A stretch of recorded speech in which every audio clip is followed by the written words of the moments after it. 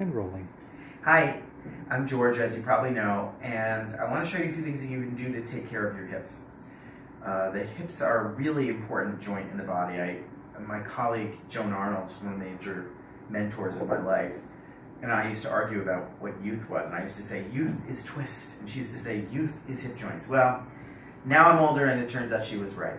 So I want to show you some things to open your hips, and they're kind of loosely adapted from Iyengar yoga. Some of them are directly from Iyengar yoga. So I want to give credit to Mr. Iyengar and all the teachers in that tradition who are so brilliant and have affected my life.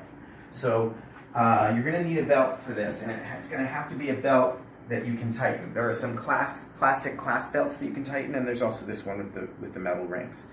Without this, you're not going to be able to do these. So I would like to open my right hip today, so I'm going to I need to have the tail be on the outside of my front leg. The tail has to hang down on the outside of my front leg because otherwise I can't tighten it, which you'll see later. So I'm going to put my back foot through the belt like a stirrup, and I'm going to have my back heel on the wall with my foot turned in 45 degrees. Some of you who do yoga are going to want to do this. Don't do it. Turn in 45 degrees. Now I'm going to slip my foot through, and I'm going to take, remember, the metal strap circles are going to be up here because I want to be able to tighten the belt. So here I am, my heel's against the wall, my other leg's out into what some of you may know as a triangle position. Now, I'm going to bend both knees, and I'm going to pull on the strap, just like on the airplane, to tighten it. I want to tighten it so much that it's a little bit of a difficulty to straighten my legs. And now, when I straighten with this way up at the top of my leg, this is pulling super hard towards the opposite heel, and there's no effort required to hold my body up. So you're bringing the thigh down in the socket, and that's what you want to do in order to have this help you to open your hip. Now I'll come into this position. My navel is turned towards here, but my knee and my second toe are still lined up. Just put my hand on my hip, and I'm going to hang out. Now it starts to feel not so tight. So I have to bend again, tighten again, come back into the position. Here I almost can't get in, so I'm going to loosen it a little bit. And this is the calculus that you're going to continue to make as you do this. And it's just going to hold you up, and it's also going to be moving you towards the position where the hip is more open. I'm going to come out of this now. For this next one, you're going to need something like a couch. It could be anything. It could be a chair. And I'm going to loosen this again because I have to get into the position. I'm going to come like this. This is what a modification of a pose that's known as pigeon. I'm going to put my metal circles up here. Remember, the tail's going to be the outside. Back leg is a stirrup, and it's going to be turned in to face whatever I'm on. Now I want to lay my whole shin bone on the table. Why? Because I don't want my knee to be passively twisting in this. I want to take that out. So for those of you that are careful with form, don't worry about form in the same way you would in a yoga pose. Now, if you come forward, your back leg is sort of back. It's going to give you more traction. And now you could tighten the belt. I don't think I need to, and you probably won't need to either. If you could come all the way down, if you're more flexible than me, you'll be right down on the table.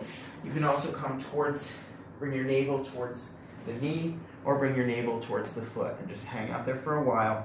And again, you'll be bringing the bone down in the socket. Now the third one of these that I'm going to show you is also based on a yoga pose. Padangusthasana, but who cares for what the word is. I'm going to put my back heel through here, and this time I'm going to slip my leg through to put it on top of the table. Turn my feet to face forward. Bend my standing leg, same thing. I'm going to tighten the belt. You want the belt to be so tight that you can't straighten your back leg. And then you're just going to hang out here. Your knee, you're trying to straighten the back knee, but if you can straighten it, then you won't have any pull anymore. So if my knee turns out a little bit, that's okay. If you can keep it turned in, that might be better. Depends on you. And you just stay here for a while, and again, you're bringing it down in the socket. Between those three, you should feel very different when you take the belt off. I feel like a newborn calf. I feel like I don't even know how to stand anymore, but I feel a lot more space between here and here. So that's very exciting, and you could do this on both sides, of course. Now, another thing that's helpful is to stretch your psoas muscle. That's a muscle I'm obsessed with. Most of you know that. It starts from way up here in the front of the spine, and it goes all the way down like this to the inner groin, and it also comes from the muscular bones of the pelvis, the muscular ears. It comes down like that, goes over the pubic bone, and attaches back in the groin. That tends to get tight when you have hip problems. So one of the things you can do is this. Above the front bones of my pelvis, I'm going to put my abdomen into the corner of, maybe it's a couch arm, something like that. I'm going to fold my arms like this. I'm like leaning on the table. Now, I'm going to bend my knees and turn my tail down towards the floor. Then I'm going to try to straighten my knees without letting my tail come up. So what might happen is this. And if it does, you just say, ha ha, and you do it again. I drop my knees, I try to keep my tailbone down while I lengthen my heels away. And that looks something like this. And then you want to relax and let your belly go into the table. Bend your knees again, let your belly go way into the table. You might feel a stretch in that muscle. And then you'll just repeat this thing again, trying to keep your belly down. That's a good release for the psoas. If you have questions, of course, you'll let me know. The last thing is, having healthy hips requires you to have strong glutes.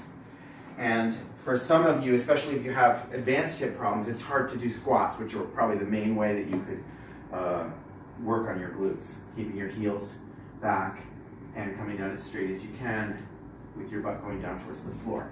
We're going to do a modification of that makes it easier to do if your knees are not functioning so well. And when the hips are not doing so well, when one hip is not doing so well, the opposite knee will almost always have a problem. So I'm going to show you this from sideways. My feet are just pointing forward, and I'm going to try to bend, but I'm going to bend my knees without letting my knees go forward. So I'll be bending my knees this way. If I have to go forward, I'll go forward, but I want to keep my body as upright as I can and bend my knees so that they don't go forward. And then eventually I fall, and then I just sit down.